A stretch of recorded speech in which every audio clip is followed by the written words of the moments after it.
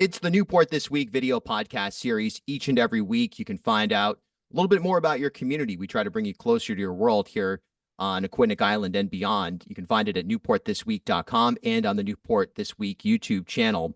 And an important conversation today, kind of a multifaceted one. Courtney, I suppose the best thing to do is if you want to introduce yourself and tell everybody who you are and why we're here today.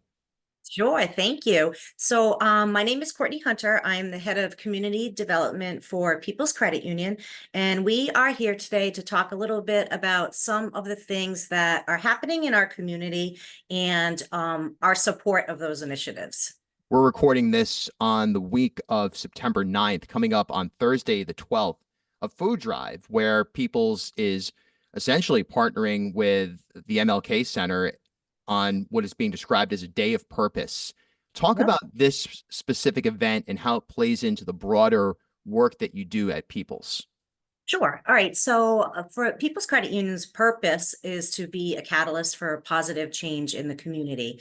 And in part of rolling out our purpose publicly, we decided to rally around a whole day of purpose. This year's theme is addressing raising awareness of food insecurity in our communities. So we have partnered with multiple nonprofit organizations in around our market areas. One of our partners is the Martin Luther King Jr. Community Center, the MLK Center, who we love dearly. They do such mission critical work in our community, not only to address hunger assistance, but many other social services programs. We are going to be holding a food drive, drive-up food drive on September 12th, where you can, from 11:30 to 1, you can just drive your car up and People's Credit Union will be volunteering to just pick up the food right out of your cars and make it easy for you. We have a goal of, getting as much food as we can. So, everything that's, typical of a food drive and a pantry staple item is super appreciative. So that's on September 12th from 11:30 to 1, right at the front doors of the MLK Center on Marcus Wheaton Boulevard. And we're super excited about it. We do have other initiatives going on that day that we're excited about. We have volunteers in other locations doing stuff, working on farms with Farm Fresh, Rhode Island, the Jamestown Community Farm, which does amazing things with the Martin Luther King Jr. Community Center, the Johnny Cake Center over in Wakefield. So we got a lot going on, but really, I'm here today to promote the food drive. Which way? This way, right here. And actually, our goal is really to try to gather 100 pounds every 15 minutes during that 11:30 to 1 time slot. So ambitious, but with the community's help, we know that we will get there and meet that goal. Ambitious and essential. Food insecurity is obviously it's a huge issue in our community and beyond. There's a lot of detail that goes into a food drive. Just a couple of things. Talk about what people should bring. I know sometimes folks will bring expired food or things of that sort. This should be not expired food. This should be not essentially not something that is going to perish in, on that day. What exactly should people bring? Canned goods, soups are great, boxes of macaroni and cheese, items like that are really helpful. If you want, we also will be accepting, just general personal toiletry items like toothpaste, toothbrushes, and things like that. If you don't, happen to have food to donate, but it is focused around food insecurity, so that's what we're looking for. But anything that you can probably store in your pantry is a good item to bring to the food drive at the MLK Center. Where can people pardon me, where can people find more information about this if they want to kind of in advance look up the detail, or if they don't want to hit rewind right now and hear it again on this podcast? Right. Well, I'm sure that there's information on the MLK's website, and they are mlkcc.org.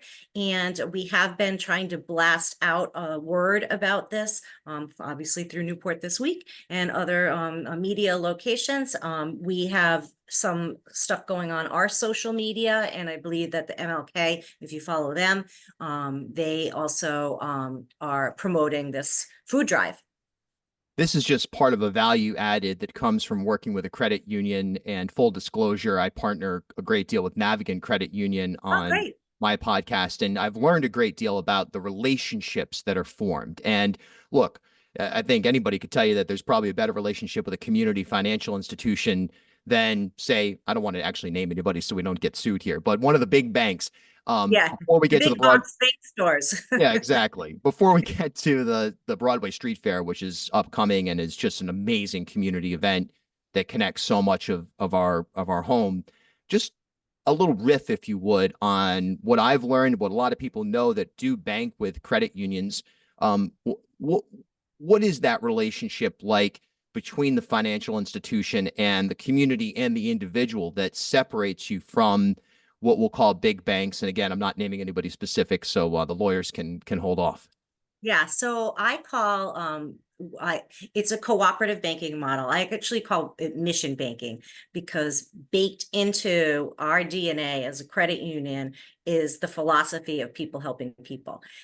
So we are actually a not-for-profit cooperative that runs a financial institution. We have the same exceptional banking products and services, the technology. So we can help out an individual or a local business in any way. But there is a personal touch. I happen to know every single person in my company.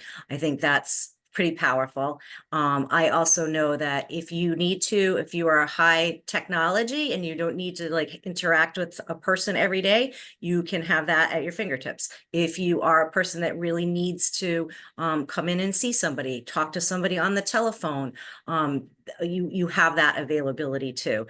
But you're right, there's the our members. So we are member owned institution.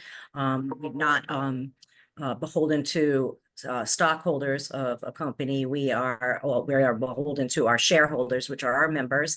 And then we also have deep roots and obligations to help out our community, whether it's the business community, and we'll talk a little bit about that with the Broadway Street Fair.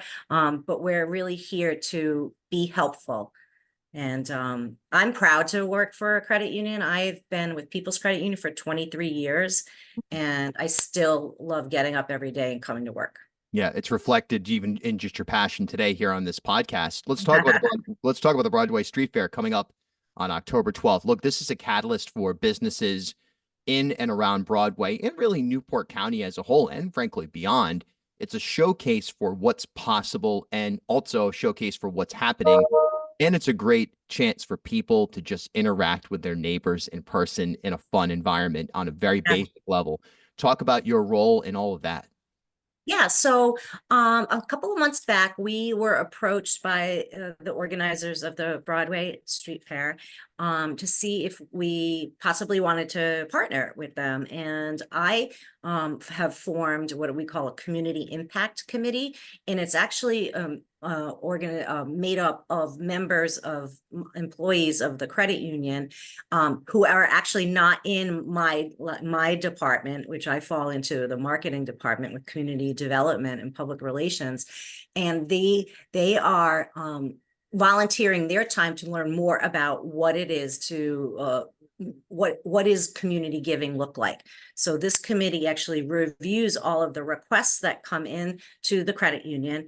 And when we were approached by the folks at the Broadway Street Fair, we read through their proposal, and we were immediately felt sort of a connection to it in terms of how can we help amplify the event itself. And essentially we were like, this is really so in our wheelhouse because it's really helping so many people in the business community, right?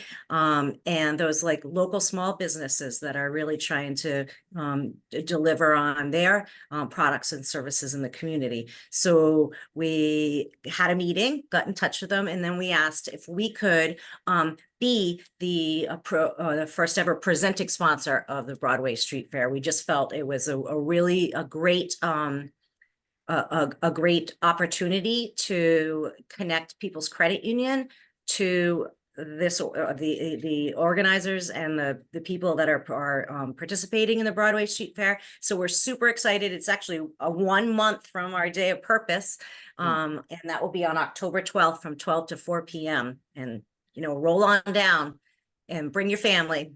Yeah, it's a great event. I am thrilled that I've been able to participate in a lot of different ways over the years. Look forward to attending Awesome. this year.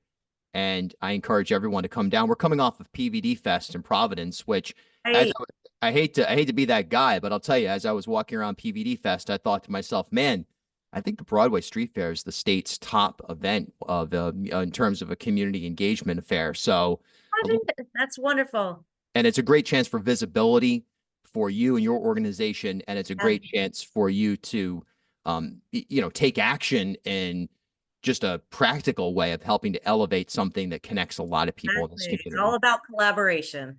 Absolutely. Hey, thanks so much for your time and the great work. Again, a couple of events, and there's a lot more that's going on from the standpoint of peoples, and we'll keep in touch on this.